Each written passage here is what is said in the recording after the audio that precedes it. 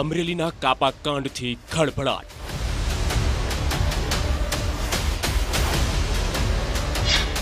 40 વિદ્યાર્થીઓએ હાથ પર માર્યા કાપા।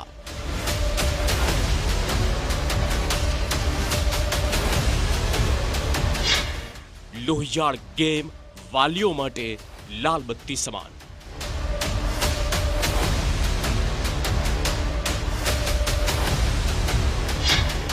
બાળકો કેમ રમી રહ્યા છે આવી હિંસક ગેમ?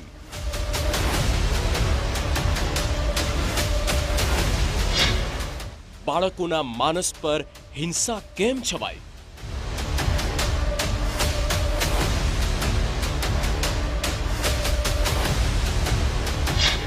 શું કરી રહ્યા હતા સ્કૂલના શિક્ષકો?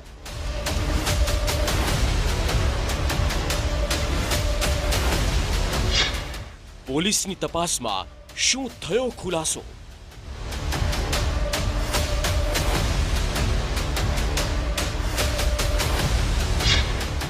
હિંસક ગેમ ખૂબ જ ખતરનાક।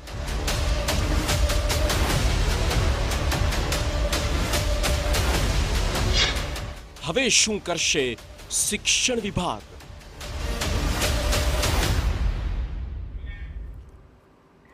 નમસ્કાર, ખૂબ ખૂબ સ્વાગત છે। આપ જોઈ રહ્યા છો અમારી વિશેષ રજૂઆત સુપર પ્રાઇમ ટાઈમ અને સુપર પ્રાઇમ ટાઈમ સાથે હું છું જગદીશ। હમણાં જેમ આપને બતાવ્યું તેમ આ એક નવો પડકાર છે શિક્ષણ વિભાગ માટે। શું છે પડકાર તેની વાત કરીશું। સૌથી પહેલા બ્લેડ વાળી રમત વિશે।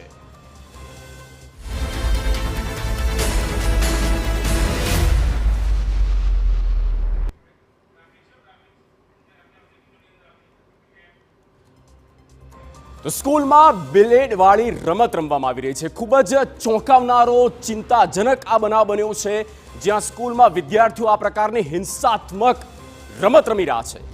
એટલા માટે જ સુપર પ્રાઇમ ટાઈમનો આ પહેલો મુદ્દો છે જ્યાં બાળકોની એ સ્કૂલના વિદ્યાર્થીઓની સમસ્યાને લગતી આ બાબત છે। 40 વિદ્યાર્થીઓ, એક સાથે 40 વિદ્યાર્થીઓ હાથમાં બ્લેડ મારી રહ્યા છે। હાથ પર કાપા મારવા ₹10ની ઓફર આપવામાં આવે છે। આપ જુઓ કઈ હદે, કઈ હદની પરાકાષ્ઠા આ વિદ્યાર્થીઓની જે આ પ્રકારની રમત રમી રહ્યા છે। અને વાલીઓ માટે પણ ચેતવણીરૂપ કિસ્સો છે જ્યાં શાર્પનરથી પોતાને ઘાયલ કરી લીધા। શિક્ષકોએ 8 દિવસ આ મામલો છુપાવ્યો। શિક્ષકોને ખ્યાલ હતો કે આ વિદ્યાર્થીઓ આ પ્રકારની રમત રમી રહ્યા છે। 40 વિદ્યાર્થીઓએ પોતાના હાથ પર શાર્પનરથી અનેક એવા ચેકા મારી નાખ્યા કે લોહી લુહાણ પણ થયા, ઇન્જર્ડ થયા। જ્યાં શાળામાં 300 વિદ્યાર્થી વિદ્યાર્થીનીઓ અભ્યાસ કરે છે। ધોરણ 5 થી 7ના વિદ્યાર્થીઓ આ પ્રકારની રમત રમી રહ્યા છે। આ ખૂબ જ ચિંતાનો વિષય કહી શકાય જ્યાં કોઈની પરવા નથી। શિક્ષણ વિભાગ, સ્કૂલ સંચાલક શું કરી રહ્યું છે ભગવાન ભરોસે, રામ જાણે બધું કે આ શું થઈ રહ્યું છે।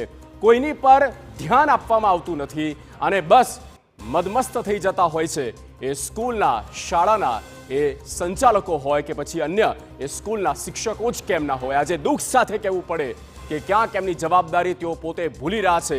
એ વિદ્યાર્થીઓ હોય કે પછી વિદ્યાર્થીનીઓ હોય, સ્કૂલમાં એ વિદ્યાર્થીની જવાબદારી સંપૂર્ણ સ્કૂલ સંચાલકની હોય છે। અને જે પણ કંઈ થયું છે તે ખરેખર ચિંતાનો વિષય છે। આ ઘટના ખૂબ જ ચોંકાવનારી છે કારણ કે આપણા બાળકો જો સ્કૂલમાં આવી રમત રમી રહ્યા છે, સવાલ એ થાય કે આપણા બાળકોને આવી માનસિકતા કેમ થઈ ગઈ કે આ પ્રકારની હરકતો કરવી પડે, આ પ્રકારનું કૃત્ય કરવું પડે। સવાલ એ સ્કૂલ સામે પણ છે। જ્યારે બાળક સ્કૂલમાં હોય સંપૂર્ણ જવાબદારી જે છે તે સ્કૂલની જ હોય છે। સવાલ એ થાય કે સ્કૂલના શિક્ષકોએ આવી રમત પર કેમ ના લગાવ્યો વિરામ? કેમ બાળકોને અટકાવ્યા નહીં?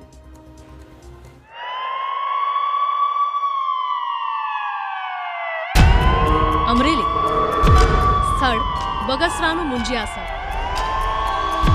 તારીખ 18 માર્ચ।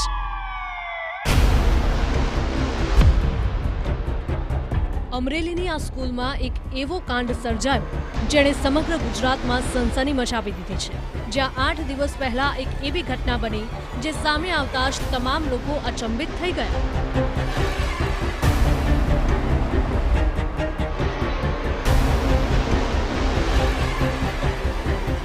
બાળકોના હાથ પર બ્લેડના આ નિશાન જોઈ આપનું હૃદય કંપી ઉઠશે। જો કે નવાઈની વાત તો એ છે કે આ સ્કૂલના એક બે નહીં પરંતુ 40 વિદ્યાર્થીઓએ આવી જ રીતે પોતાના હાથમાં કાપ માર્યા છે. એટલું જ નહીં, આ કાપા પણ પોતે જ માર્યા છે. જી હા, આપે સાચું સાંભળ્યું છે. વિદ્યાર્થીઓએ 10 રૂપિયાની શરત રાખી. જે શરત હારી જાય તે પોતાના હાથ પર કાપા મારે અથવા 10 રૂપિયા આપે. હવે સવાલ એ છે કે વિદ્યાર્થીઓ શાળામાં આવી હિંસક ગેમ રમી રહ્યા હતા અને સ્કૂલના શિક્ષકોને કોઈ જાણ પણ ન થઈ. વાલીઓ આ મુદ્દે સ્કૂલ સામે સવાલ ઊભા કરી રહ્યા છે. શિક્ષક દ્વારા એમ કહેવામાં આવેલું કે આની જવાબદારી અમારી ન હોય, બરાબર. ખરેખર જવાબદારી શિક્ષકની હોવી જોઈએ, પણ એની ફરજથી ભાગે છે કે ભાઈ આની જવાબદારી વાલીની હોવી જોઈએ. આ જવાબદારીની અંદરથી ફરજમાં જે આવે એમાંથી શિક્ષકો છટકે છે. વાલીઓને એવું કહેવામાં આવે છે કે આની કોઈ અમારી જવાબદારી હોતી નથી. તો સ્કૂલની અંદર શિક્ષકોની ન હોય તો કોની જવાબદારી હોય? વાલીઓએ જે સવાલ ઊભા કર્યા છે તે ખૂબ જ યોગ્ય છે. બાળક જ્યારે શાળામાં હોય છે ત્યારે તેની સંપૂર્ણ જવાબદારી શાળાની જ હોય છે. ત્યારે વાલીઓના આક્ષેપ પર શાળાના આચાર્યોનું શું કહેવું છે તે સાંભળો. કાપો એક કરે તો 10 રૂપિયા આપવાને, ન થાય તો 5 રૂપિયા તારે મને પાછા આપવા, એવી કંઈક અંદરો અંદર એવી ગેમ હતી. એટલે અમને તો બહુ આમ ગળે ઉતરતું નહોતું. એટલે કીધું એના કરતાં વાલીને બોલાવી લઈએ એમ. એટલે અમે તરત સાંજે મેસેજ નાખ્યો અને વાલીને બોલાવ્યા. બીજે દિવસે 1 વાગે અમે વાલીની મિટિંગ કરી. અમારા જે સાહેબ કેળવણી નિરીક્ષક છે રમેશભાઈ અને ટીપીઓનો ચાર્જ છે એને પણ અમે હાજર રાખ્યા હતા એમ. શાળાનો દાવો છે કે તેઓએ તત્કાલ વાલીઓને જાણ કરી હતી અને બેઠક પણ બોલાવી હતી. આ ઘટના સામે આવ્યા બાદ શિક્ષણ વિભાગ પણ એક્શનમાં આવ્યું છે. તાત્કાલિક શાળામાં તપાસ કરવામાં આવી છે. જિલ્લા શિક્ષણાધિકારીનું કહેવું છે કે આ મુદ્દે તેઓ હવે સઘન તપાસ કરશે. શિક્ષણાધિકારી સ્કૂલની મુલાકાત લીધેલી, વાલી સાથે ચર્ચા બી કરેલી, વિદ્યાર્થીઓ સાથે કાઉન્સેલિંગ બી કરેલ છે.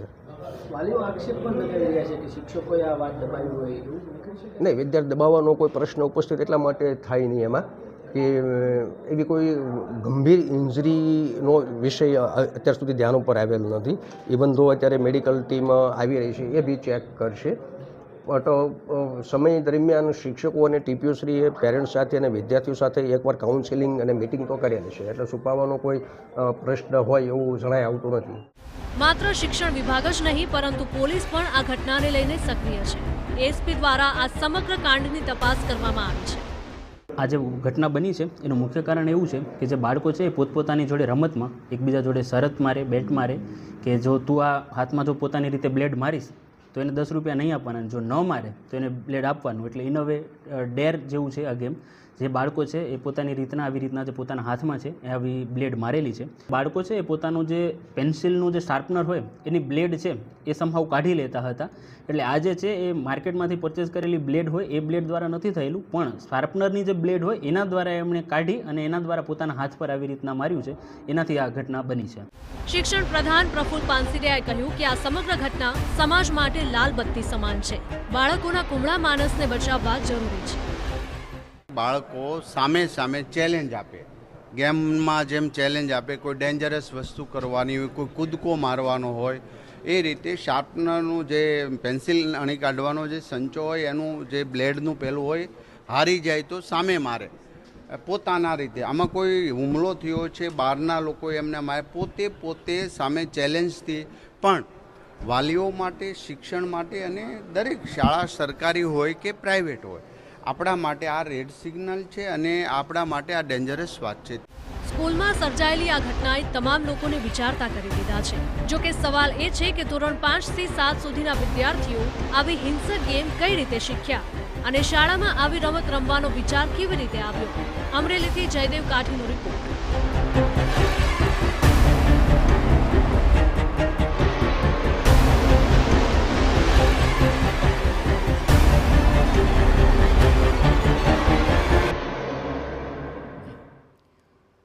તો મનોજ,